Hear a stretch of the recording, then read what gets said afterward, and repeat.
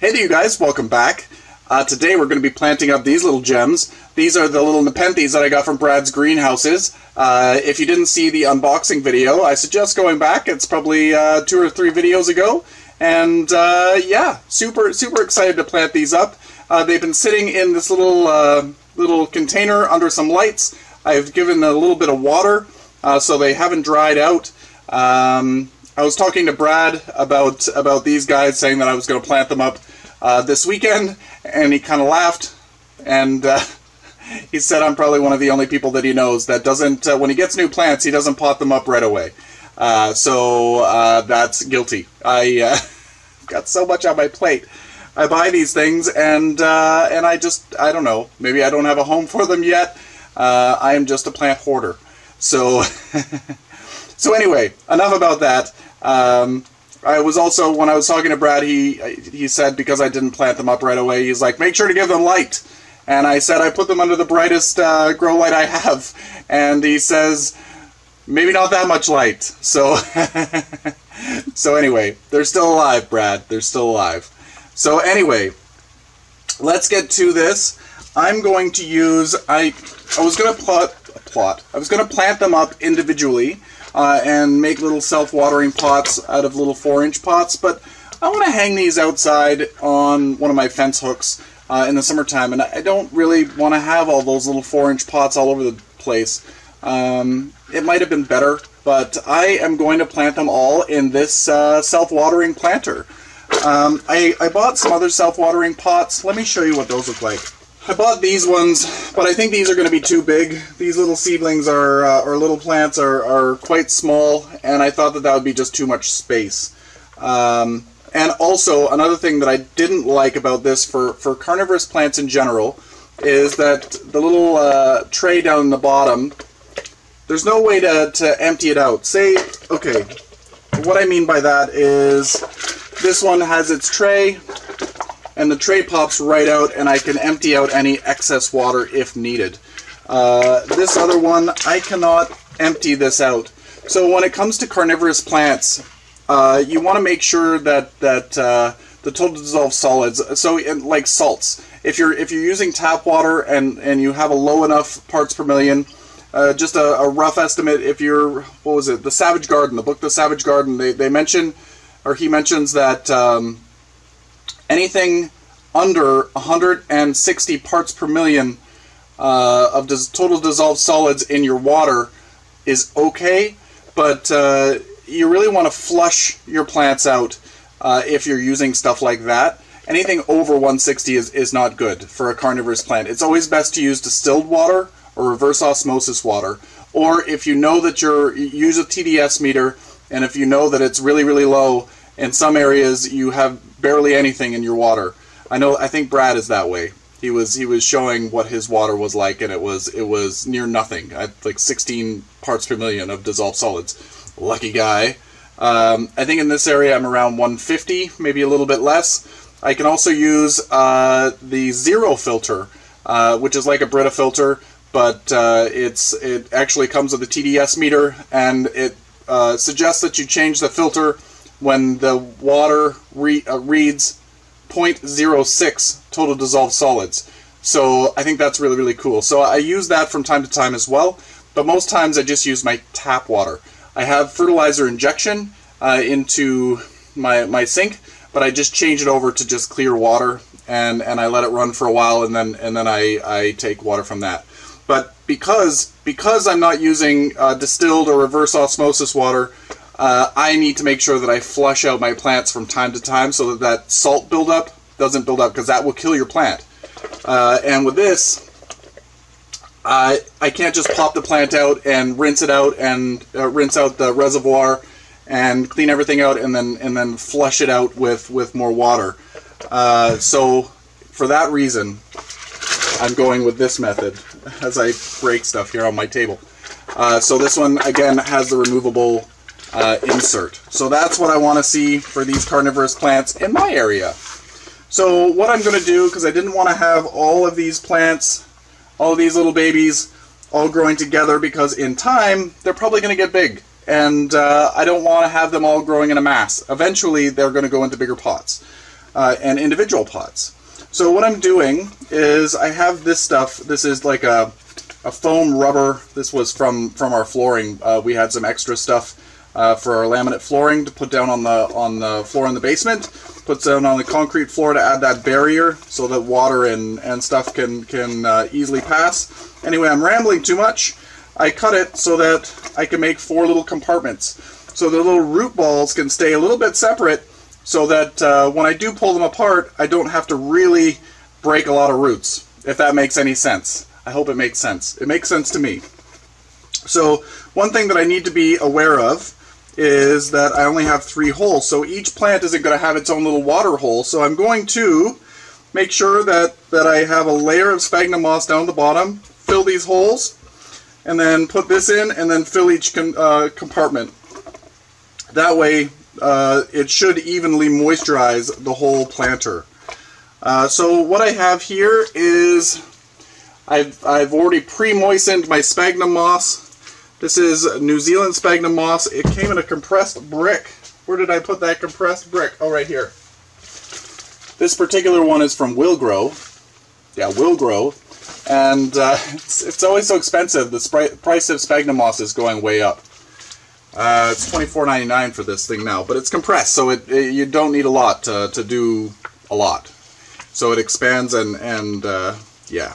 So I've got the sphagnum moss in there, and I also added a little bit of coarse orchid bark, the fir bark, just as to add some airflow. Sometimes sphagnum moss can pack in a little tightly. I just want to allow for a little bit more airflow. So I'm going to take this sphagnum moss, I'm going to wring it out just a little bit. I don't know, you're not able to see that on the camera. So then I'm just going to get a little layer here, and like I did with the other pot like this, with my little ventricosa, I believe it's a ventricosa, I'm just going to take it and poke sphagnum down into these holes. These are what's going to sit in the water, and that's what's going to cause the wicking effect. So yes, make sure that those are good and full. If you don't fill these up, then they are not going to wick the water up, and it won't be a self-watering pot. It'll just be a pot. So just making sure that they're good and packed up there. And then I'm just going to quickly make sure that there's a nice layer at the bottom. And I'm going to just place this in place, like so. There we go. See what I'm getting at? They're each going to have, it was rolled up before, so it's got its own little shape. I didn't make sure that everything was 100% perfect, because it doesn't need to be. It doesn't need to be. Have fun with it. Make it your own. Sometimes the little imperfections in gardening make it the most enjoyable. Can't have everything perfect in life. I'm sure some of us would like that, though. But then it would be a little bit boring. Alright, so I'm just filling all the little compartments. Everybody's kind of got an equal space. Making sure we're good. At the end, I might top it off with some more moss just to make sure that this is kind of hidden. Looks like I'm running out of moss. I need to make some more. I'll pause the video, and we'll be back with a little bit more moss. Alright, so I whipped up some more moss. Always running out. Alright, so let's just fill up these little homes a little bit better. And then I'm just going to start planting these little plants. Alright, looks good to me. So because these are in cute little sausages, when I was talking to Brad, I made the suggestion that I wonder if I could just plant them in their little paper towel tubes. I think the little sausages are really easy to work with. So he never responded to me. I said it's probably best to remove the paper towel. You don't want fungal growth or anything like that, so why you gotta be not fun? So anyway, I'm just going to remove this paper towel, I guess this is kind of a continuation of the review. Oh, it looks like he uses some perlite in his mix and a lot of sphagnum moss. And yeah, looks good to me. So which one is this one? This is the iMovie. I hope I'm saying that right. The one that potentially can have toilet bowl-ish pictures. So let's put it right in this spot here. So I'm just going to use my fingers and I'm going to make a little divot down in there. Do you see I made a nice hole? I'm just going to plunk them down. I'm not going to disturb the root system. I'm just going to plunk them down, give them some nice contact, not pressing it down too firmly. Just letting it kind of do its own thing. And then I'm going to make sure that the tag is in the right spot, because I am going to forget those. I'm going to make new labels. I'll probably end up using these metal stakes, and I'll use my label maker. I'll probably cut these off a little bit so that each compartment has its own little name there. So next one, whatever the next one's going to be. This one looks like the elbow marginata. Okay, so this one was interesting. I know that I said in the video that it's probably because the name was probably because of it being a green form, but it's actually, there's a little bit of a margin under the lip of these guys, and it's a little white margin. So that's why it's elbow marginata. This actually can come in a red form too, except it will still have the white line. I'm doing all this stuff off camera. I should learn. My goodness, I've been doing these videos long enough. I should know better. I'm going to put this one just off to this side. No specific reason. Just making a nice hole there with my fingers. I don't really see any roots there, but I don't want to start pulling it apart to find them. These are probably roots, the little black or dark brown strands there. It's either sphagnum moss or the roots. I don't know. So, and then we're going to just poke that down in, make sure it's got some nice contact. The good thing about sphagnum moss, it's a little bit springy, so I'm pushing it away, and then it will naturally want to hug the plant again. All right, and then I got my little label. I will make new labels, as I said, but those are perfect for now. Absolutely perfect. And this one here is the globosa. Oh, this one here is the globosa. Just taking the tag off. My goodness, Brad. Must take you a long time to prep these. Alright, now we're just going to make another hole. This will be a fun planter to watch grow. Might be nice to have all four in the same thing. Maybe maybe they'll ramble up the hanger. There we go, looking lovely. And I'm just going to plunk this tag in here. There we go. And the last but not least, I think this is my favorite one, the Maxima Wavy. Here we go. It's got such a cool leaf. I'm noticing that, which one was it? The iMovie, the first one that we did, had a lot more perlite. This one is mostly sphagnum moss. Okay, you guys have it down. We're poking a hole, and we're putting a little sausage in the hole.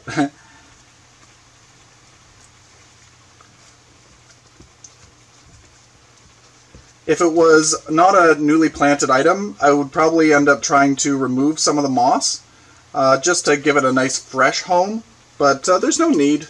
Everything is in good moss, and there's no need to do any extra work. And these poor little guys, they've been through a little bit of trauma. I don't want to start messing with the root system.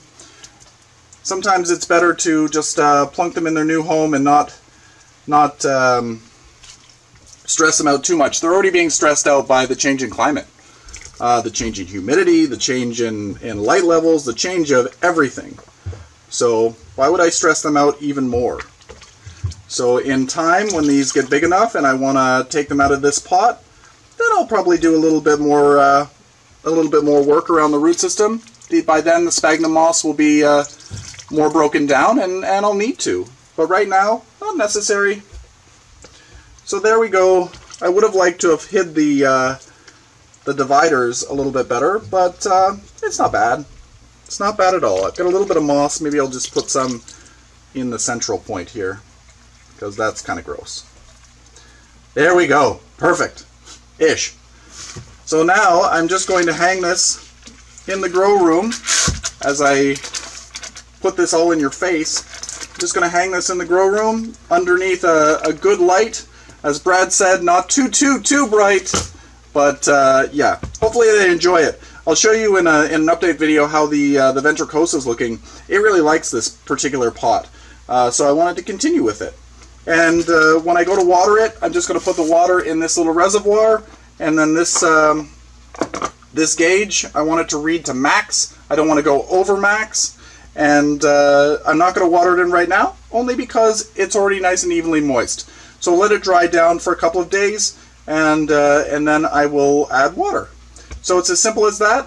And again, every so often, I'm just going to take the insert out, clean out the reservoir, and flush it out, and be good. So I hope you enjoyed this video. I enjoyed making it. I like getting a little bit crafty, making the little compartments. And yeah, show me what you're growing. Let me know if you're doing some carnivorous plants. I'd love to know, again, if you guys purchased anything from Brad's greenhouses as well. And what did you purchase? Oh my goodness, the selection. Next time I think I'm going to buy some Hoyas. I really am starting to get into Hoyas. In the house we have a lower light situation. Oh, it's good light, but Hoyas really do well. I have some flowering Hoyas. So, yeah, I'd love to know what you're doing. Anyway, until next time, happy growing, you guys.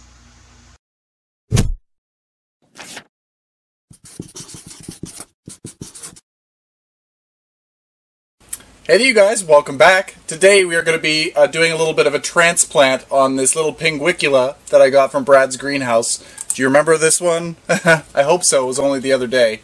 My glasses are just outside, so my glasses are a little bit dark. They'll get lighter. So this one is the Pinguicula ellersay. I hope I'm getting that right. And it's that mini little guy. That's so cute. So anyway, he's in this little container. Let me show you what he looks like. It's been a couple of days, and he's starting to perk up. He's got little leaves that are pointing upwards, maybe because I put him under some light. So yeah. So what I'm going to use for a pot, I've already got everything prepared because I'm using. Before I show you that, I'm using regular peat moss with no additives, just peat moss.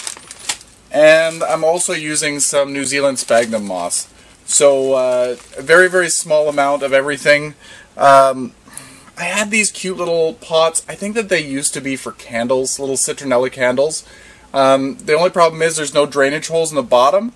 So usually that's not a great thing. But because it's terracotta, it means that I can sit it in a little tray of water and it will slowly suck it up. So it'll turn into kind of a self-watering pot, where it's not gonna bring in too much moisture, and it's not going to oversaturate. But if I do want to give it more water, say in the summertime, I can water it in the pot itself. So I put some sphagnum moss down in the bottom, and then I put some peat moss at the top. And the reason why I did this a couple of days ago and let it sit is because my peat moss is so dry, and I don't know whether you know, but when peat moss is dry, it's so hard to get it to be rehydrated.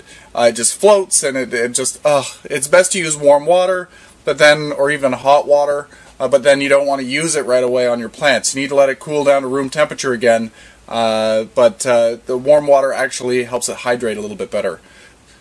So yeah, and just remember, keep in mind that with any carnivorous plants, you want to use regular water. You want to use, if you can get it, distilled water or reverse osmosis water. You want to have something that has little to no dissolved solids. So if you're growing carnivorous plants, you probably have a TDS meter. Really, really simple to get. They're relatively inexpensive if you don't have one. You want to measure your water for total dissolved solids. because anything over 160 parts per million is actually can be harmful to your plants. They don't want to have nutrients. So if you can use reverse osmosis or distilled water for your carnivores, then that's the best thing to use. So my tap water is not terrible. I believe it's below 160, so I generally use tap water, but I also have the zero filter. I've showed you in the past in a video or two where it's kind of like a Brita filter, which everybody's familiar with, but it's a zero filter, and it actually comes with a TDS meter. You want to change that particular filter after the water reads 0.06. So that's amazing how it takes out so much crap from your water. So on average, your home water is probably 150 to 200 parts per million of whatever stuff. There might be fluoride in there, there might be chlorine in there, there might be all kinds of other things. So your carnivorous plants actually don't like that. Also, you might notice things like spider plants, they'll get a brown edge on their leaf. Many times that's because of chlorine. So yeah, just using distilled water, reverse osmosis water, or well-filtered water should help you out with that sort of thing. So anyway, I've got it sitting in, let's go down to this camera.